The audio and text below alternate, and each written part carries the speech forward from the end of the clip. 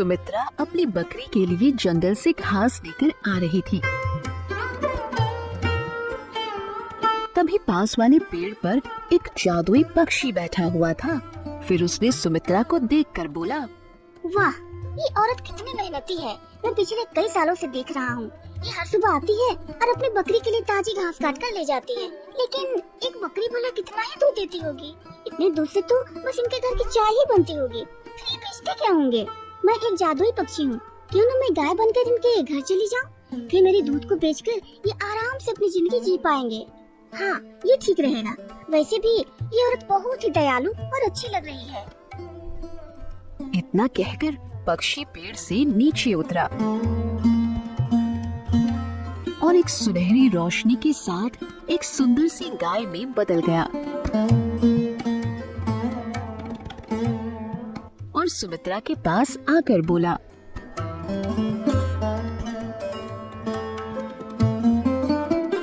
हे दयालु औरत, मेरे इस जंगल में कोई नहीं है और मैं अकेले ही रहती हूँ। क्या तुम मुझे अपने घर ले चलोगे? मैं इसके बदले तुम्हें ढेर सारा दूध दूंगी। गाय की बात सुनकर सुमित्रा हैरान हो गई। फिर बोली, ये कैसे हो सकता है? मैं कहीं सपना तो नहीं देख रही हूँ। ये गाय तो बोल रही है। वो सब तो ठीक है, पहले तुम ये बताओ कि तुम बोल कैसे रही हो? मैं तो पहली बार किसी गाय को इंसान की आवाज में बोलता हुआ देख रही हूँ। दरअसल मैं एक जादुई गाय हूँ, इसलिए मैं इंसानों की तरह बोल सकती हूँ, उनकी बातें समझ सकती हूँ। तो मैं ये कह रही थी कि तुम मुझे अपने घर ले चलो और फिर शाम सुबह हरी भरी घास खिला देना। मैं उसके बदले तुम्हें ढेर सारा दूध दूंगी। तुम उस दूध को बेचकर अपने जीवन का गुजारा आराम से कर पाओगे। वैसे भी एक बकरी से तुम्हारा क्या ही हो जाएगा। गाय की बात सुनकर सुमित्रा बहुत खुश हुई। क्या जादुई गाय? तुम सच कह रही हो? अगर ऐसा हो जाए तो फिर हमारे जीवन की सारी परेशानियां खत्म हो जाएंगी। अगर ऐसी बात है तो ठीक है, तुम चलो मेरे साथ। सुमित्रा उस गाय को लेकर घर आने लगी। थोड़ी देर बाद सुमित्रा गाय को लेकर घर पहुंच गई।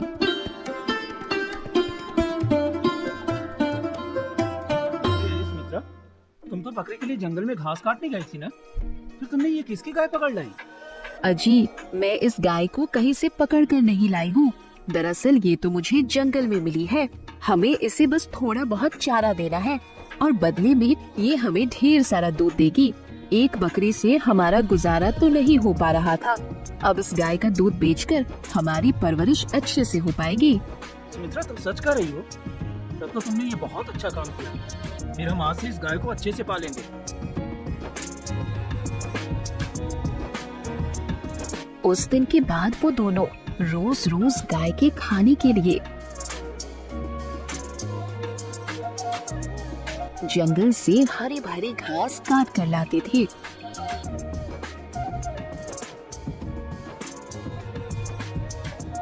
ऐसे ही दिन गुजरते गए। फिर कुछ दिनों बाद रवि जमींदार के घर रोज दूध देने जाया करता था। फिर एक दिन उसका पड़ोसी जगराज ये सब देखकर सोचने लगा, अरे अरे, इसके पास तो बस एक बकरी थी, फिर ये कैसे रोज रोज बाल्टी भर के दूध बेचता है? भला एक छोटी सी बकरी इतना दूध कैसे दे पाएगी? हो न हो कोई रहस्य की बात है। मुझे जल्दी से पता लगाना होगा कि आखिर ये इतना दूध लाता कहाँ से है। जगराज अपनी पत्नी को ये सब बताने घर की तरफ निकल पड़ता है। थोड़ी देर बाद जगराज घर पहुंचा।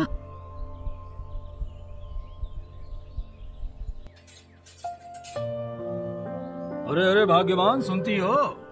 ये बात तो तुम भी जानती हो कि हमारे पड़ोसी रवि के पास एक ही बकरी थी। फिर वो न जाने कहां से रोज रोज बाल्टी भर के दूध बेच रहा है। हमें इस बात का जल्द से जल्द पता लगाना होगा, वरना वे जल्द ही हमसे भी अमीर हो जाएंगे। अजी, अगर ऐसी बात है तो फिर आप जाइए और जल्द से जल्द पता लगाइए, क्योंकि मैं ऐसा होता हुआ बिल्कुल भी नहीं देख सकती। हाँ हाँ ठीक है भाग्यवान, तुम चिंता मत करो, मैं जा रहा हूँ।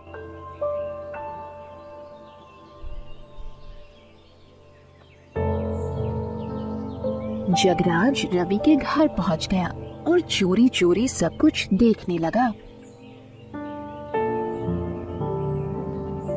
अरे ओ मेरी प्यारी सी गाय, तुम्हें और घास खाना है तो बताओ, मैं अभी लाता हूँ। नहीं नहीं रवि, आज तुमने मुझे बहुत सारा खिला दिया है, अब मैं थोड़ा भी नहीं खा सकती।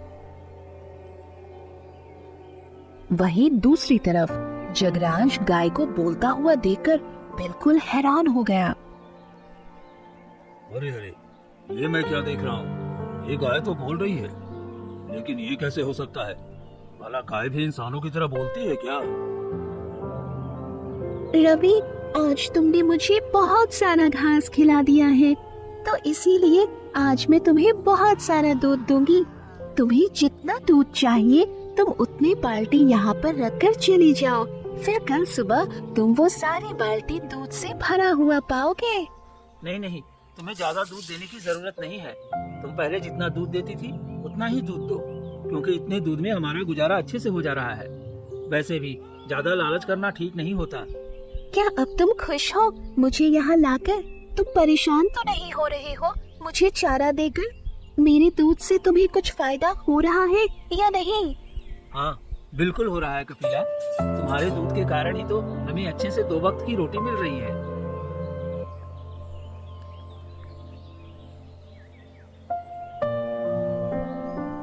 जगराज खुद से कहने लगा, अच्छा, तो ये जादुई गाय दे रही है रवि को बाल्टी बाल्टी भर करके दूध। अब मुझे जल्द से जल्द कुछ योजना सोचना होगा। हाँ, मैं समझ गया। कल जब रवि कपिला को जंगल में घास चराने ले जाएगा, तब मैं उसे मार दूंगा। फिर मैं देखता हूँ ये दूध कहाँ से लाकर बेचता है। हाँ, ये ठीक रहेगा, मैं ऐसा ही करूँगा। फिर अगले दिन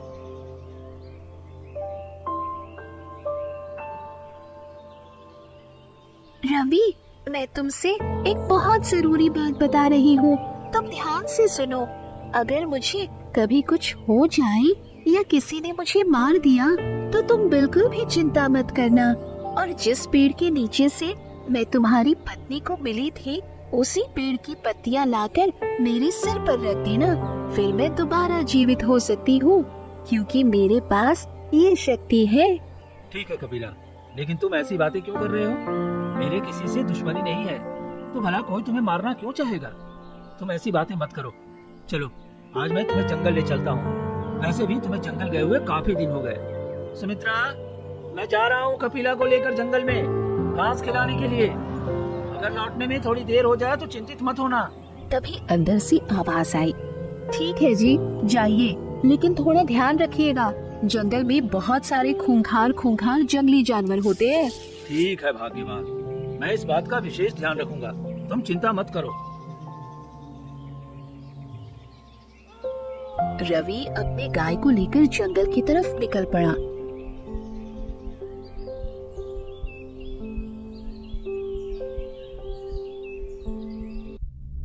थोड़ी देर बाद रवि कपिला को लेकर जंगल पहुंचा। उसके बाद कपिला जंगल की हरी भरी घास खाने लगी।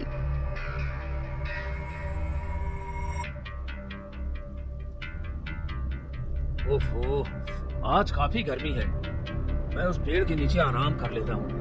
हाँ, ये ठीक रहेगा।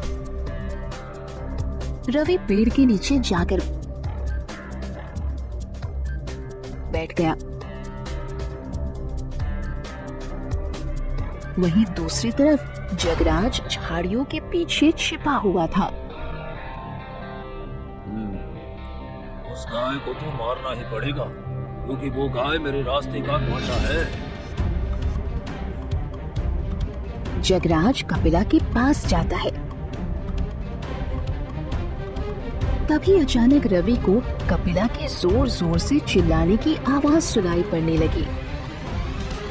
कपिला की आवाज सुनकर रवि तुरंत नींद से उठ गया और कहने लगा, अरे क्या हुआ कपिला को? वो अचानक इतने जोर जोर से क्यों चीखने लगी? लगता है कोई बात है, मुझे जाकर देखना चाहिए।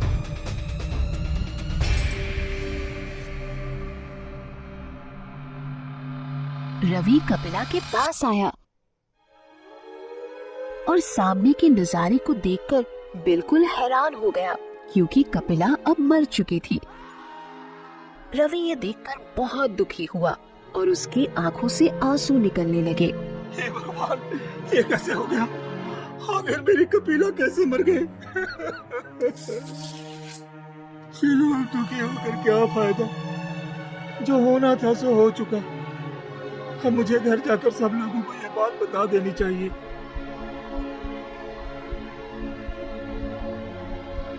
रवि आंखों में आंसू लिए घर आने लगा।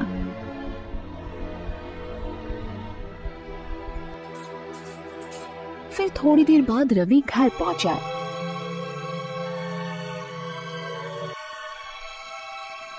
अजी, क्या हुआ? आप इतने दुखी क्यों लग रहे हैं? और आप तो कपिला को जंगल में ले गए थे ना? फिर वो कहाँ पर है? आपके साथ दिखाई नहीं दे रही है। कहीं आपने उसे छोड़ तो नहीं दिया? नहीं नहीं सुमित्रा, मैंने कपिला को कहीं नहीं छोड़ा।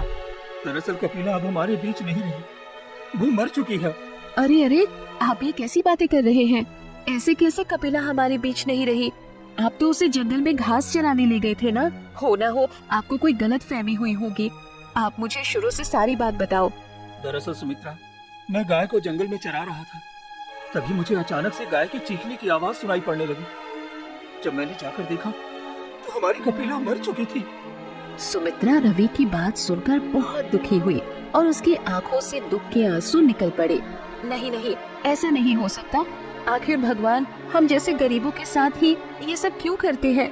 वो गाय ही हमारी कमाई का एकमात्र सहारा थी और उसको भी भगवान ने हमसे छीन लिया। अब तो हम भूखे ही मर जाएंगे। अब हमारा क्या होगा? भाग्यवान, तुम परेशान मत हो। ये गाय दोबारा से जीवित हो सकती है। मुझे इस गाय का राज कुछ पता है। मैं जा रहा हूँ जंगल वापस, आकर तुम्हें सब कुछ बताता हूँ। चलिए ठीक है, जाइए, लेकिन जंगल में थोड़ा संभल कर जाइएगा, क्योंकि कब कहाँ से जंगली जानवर आ जाए कुछ पता नहीं रहता। ठीक है सुमित्रा, तुम चिंता मत करो, मुझे कुछ नहीं होगा।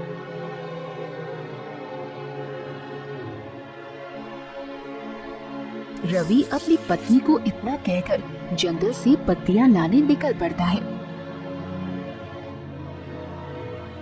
थोड़ी दूर चलने के बाद रवि उस पेड़ के नीचे पहुंच जाता है, जिस पेड़ के नीचे उसकी पत्नी को वो जादुई गाय मिली थी। हाँ, ये वही पेड़ है। सुमित्रा को इसी के पेड़ के नीचे वो जादुई गाय मिली थी। अब मुझे जल्द से जल्द उस पेड़ की पत्तियां तोड़कर गाय के पास ले जाना होगा। रवि पेड़ से पत्तियां तोड़कर गाय के पास जाने लगता है। फिर थोड़ी देर बाद रवि गाय के पास पहुंच जाता है और पत्तियां उसके सिर पर रख देता है। तभी अचानक एक तेज रोशनी के साथ गाय जीवित होकर अपने पैरों पर खड़ी हो जाती है। ये सब देखकर रवि बहुत खुश हुआ। ओ मेरी प्यारी सी गाय, आखिर तुम जीवित हो ही गई। तुम्हें पता है, मुझे तुम्हारे बिना बिल्कुल भी अच्छा नहीं लग रहा था। रवि, अब तुम्हें दुखी होने की कोई जरूरत नहीं है, क्योंकि अब मैं तुम्हारा लौट आई हूँ। तो चलो फिर हम घर चलते हैं। वैसे भी घर की मालकिन मेरे बिना परेशान होगी। हाँ हाँ कपिला, तुम ठीक कर रही हो। फिर चलो हम चलते हैं। वैसे भी सुमित्रा तुम्हें देखकर बहुत खुश होगी। रवि जादुई गाय को लेकर घर जाता है।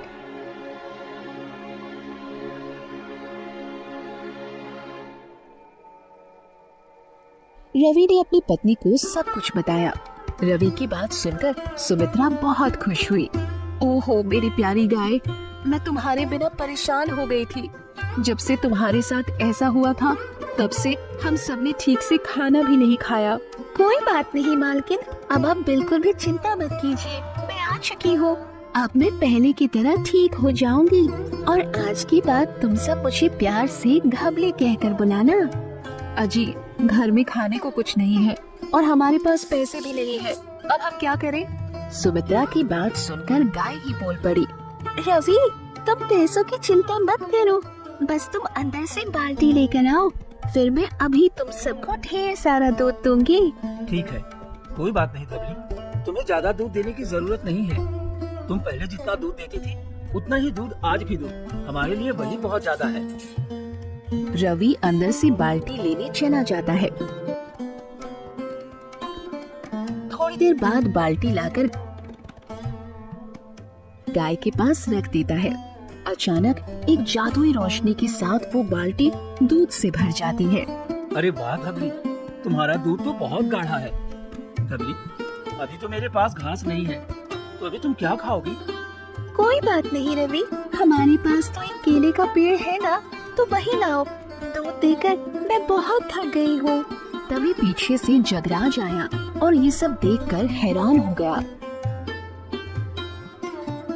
अरे अरे, मैंने तो इस गाय को जंगल में मार दिया था, ये गाय जीवित कैसे हो गई? मुझे तो कुछ समझ में नहीं आ रहा है और मुझे जल्द से जल्द कुछ करना चाहिए।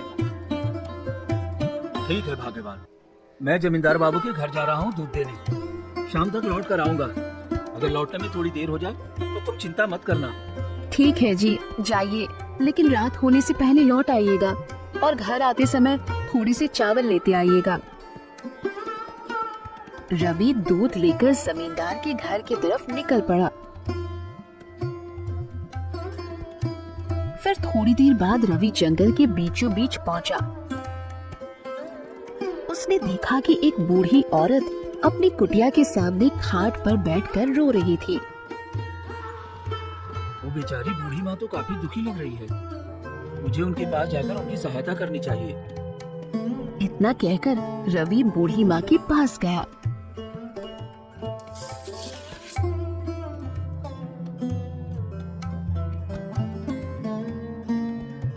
क्या हुआ बूढ़ी माँ, आप रो क्यों रही हैं? कोई परेशानी हो तो आप मुझे बताइए, हो सकता है मैं आपकी कुछ सहायता कर पाऊँ। बेटा, मैं पिछले 2 दिनों से कुछ नहीं खाई हूँ और मुझे बहुत जोरों से भूख लगी है। अगर तुम मुझे कुछ खाने के लिए दे देते तो अच्छा होता। रवि बूढ़ी माँ की बात सुनकर बहुत दुखी हुआ। ओहो, जरा देखो तो, ये बूढ़ी माँ थोड़े से खाने के लिए कितना परेशान है। सबके पास अपने अपने दुख हैं। इस दुनिया में कोई भी पूरी तरह से सुखी नहीं है। क्या हुआ बेटा, तुम क्या सोचने लगे? कुछ नहीं बूढ़ी माँ, मैं समझ सकता हूँ, बूढ़े होने पर बहुत ज्यादा भूख प्यास लगती है। वैसे बूढ़ी माँ, आपके बहू और बेटी कहाँ पर है? बेटा, मेरे 3 बहू और बेटे हैं, लेकिन वो सारे मुझे बुढ़ापे में छोड़कर बाहर कमाने चले गए हैं और कभी हाल चाल भी पूछने नहीं आते। बूढ़ी माँ की बात सुनकर रवि को बहुत बुरा लगा। चलिए ठीक है, कोई बात नहीं बूढ़ी माँ, मेरे पास दूध है तो मैं आपको थोड़े से दूध दे देता हूँ। आप उस दूध को पी लेना। ठीक है बेटा, तुम मुझे थोड़ी से दूध दे दो।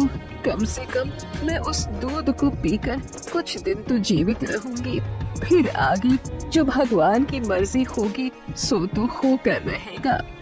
रवि बूढ़ी माँ को दूध दे देता है और बाकी बचे हुए दूध को लेकर जमींदार के घर की तरफ निकल पड़ता है। थोड़ी देर चलने के बाद रवि जमींदार के घर पहुँच जाता है। उसके बाद रवि बोला, जमींदार बाबू, अरे ओ जमींदार बाबू, जरा बाहर तो निकलिए। ये देखिए, मैं आपके लिए बिल्कुल शुद्ध और ताजी दूध लाया हूँ। तभी अंदर से आवाज आई, हाँ हाँ ठीक है, रुको रवि, अभी आ रहा हूँ। थोड़ी देर बाद जमींदार घर से बाहर निकला। अरे रवि, तुम बहुत दिनों के बाद दूध लेकर आए हो। अभी तक तुम कहाँ थे? कोई परेशानी थी क्या? नहीं नहीं जमींदार जी, कोई परेशानी नहीं है। दरअसल कुछ दिनों से मेरी गाय बीमार थी, बस इसीलिए मैं आपके घर दूध नहीं ला पा रहा था। लेकिन अब सब ठीक हो चुका है। आज से हर रोज मैं आपके घर दूध लाया करूंगा। रवि जमींदार को सच बताना नहीं चाहता था, इसीलिए इधर उधर की बातें करने लगा। उसके बाद रवि दूध देकर घर की तरफ आने लगा। थोड़ी देर बाद रवि घर पहुंचा। ऐसे ही दिन गुजरते गए। अब रवि के पास किसी भी चीज की कमी नहीं है और वो गरीब मजबूर लोगों की कई तरह से मदद करता है। फिर अगली सुबह नहीं नहीं, ऐसा नहीं हो सकता। दूध बेचकर तो रवि ने काफी धन इकट्ठा कर लिया है, वो भी बस एक गाय से। अगर ऐसा चलता रहा तो वो अमीर हो जाएगा और वो सबकी मदद भी कर रहा है। सबकी जुबान पर सिर्फ रवि का नाम है। देखना, वो गाय भी मैं जल्द ही मार डालूंगा। जगराज फिर से लालच में आ गया। गांव में ये बात बिल्कुल आग की तरह फैल जाती है कि रवि के पास एक जादुई गाय है। फिर जमींदार बाबू को भी घबली के बारे में पता चला। उसके बाद जमींदार भी गाय के लालच में आकर रवि के घर पहुंचा।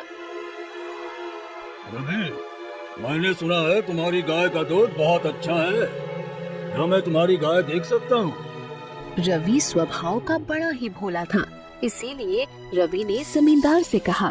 हाँ हाँ जरूर, क्यों नहीं जमींदार बाबू, आप मेरे साथ चलिए।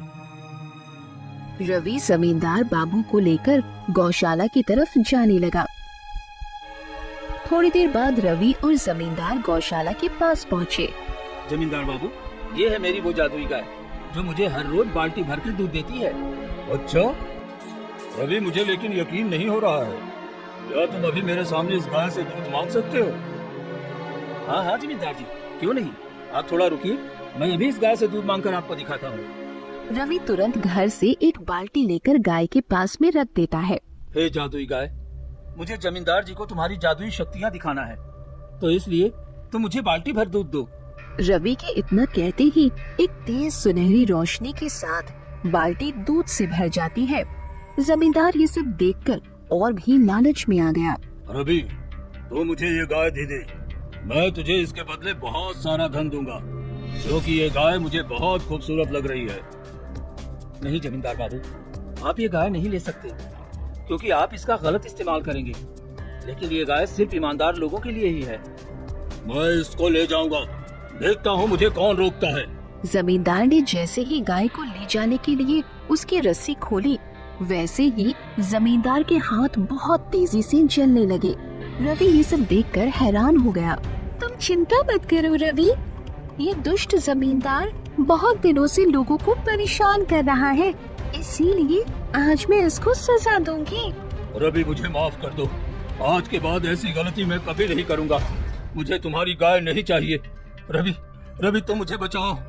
देखिए जमींदार बाबू, मैं गाय दूध बेचकर जो पैसा कमाता हूँ उसका ज्यादातर हिस्सा गरीबों को दान कर देता हूँ, लेकिन आप गरीबों की फसल और जमीन जबरदस्ती छीन लेते हैं, इसलिए गाय आपके लिए नहीं है। मुझे अपनी गलती पर पछतावा है। मैं समझ गया, तुम अपनी गाय रख लो और मुझे माफ कर दो। अरे नहीं नहीं, आपको माफी मांगनी ही है तो आपने जिन जिन लोगों की जमीन पर कब्जा किया हुआ है उन सब की जमीन लौटा दीजिए और आप उनसे जाकर माफी मांगिए। अब जमींदार को भी अपनी गलतियों का पछतावा होने लगा था। उसके बाद जमींदार अपनी गलतियों का प्रायश्चित करने के लिए निकल पड़ता है। तू भी चली जा घबली, मुझे अब तुम्हारी जरूरत नहीं है। तुमने जो मुझे दिया है उससे मैं व्यापार करके बाकी जिंदगी गुजार सकता हूँ। अब किसी और ईमानदार और मजबूर इंसान की मदद करो। तुम बहुत अच्छी हो, जिंदगी भर लोगों के साथ रहना। भगवान भी तुम्हारे दिल की इच्छा पूरी करे। ठीक है, फिर मैं चलती हूँ। इतना कहकर घबली वहाँ से चली जाती है। वहीं दूसरी तरफ जमींदार सारे लोगों का धन और खेत वापस कर देता है।